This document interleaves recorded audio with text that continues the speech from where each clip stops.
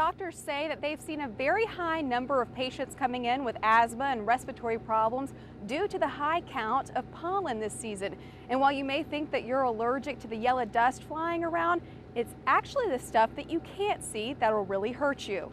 Good morning, Dion. Yeah, and it all started when Benjamin Bell, the owner of Lights in the South, asked county leaders if he could rezone some property to build a water park. That's right. I just spoke with a spokesperson who's here locally looking at some of the damage with the National Weather Service, and he says after everything that he's seen, it was definitely a tornado that touched down. Right, Mike. Not only was it a huge day for students here in Augusta, but medical students from partnerships at schools in Athens, Albany, Savannah, and Rome were here. The judge offered to give those dogs back to the owner, but Robinson said no, he doesn't want them after what happened. So for right now, the dogs are behind me at the Augusta Animal Services hoping to be adopted. Mike, it was a packed house out here with 275 of Cruz's supporters, and he actually made it a family affair, bringing along his wife, his daughters, and his mother-in-law.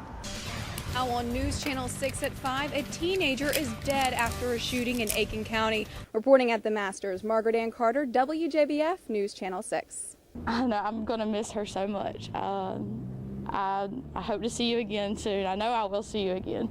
In a small town, Caitlin Baggett's huge personality made it hard for her not to be noticed, and will continue to make it hard for anyone to forget her. Caitlin was one of those people you could always hear before you saw them. She was always laughing, always smiling. I don't ever really remember a time that I didn't see Caitlin smiling. Dallas Wilson is now the youth pastor of Caitlin's church, Oak Hill Baptist Church, where she spent most of her weekends helping in the children's nursery. The kids, they loved her. They called her Katie, and so that's going to be some questions that we have to answer going forward. The kids are going to be looking for Katie, and unfortunately she's not going to be there to be taking care of them. Wilson says kids were drawn to Caitlin, and she loved that. He calls her a true servant of the church.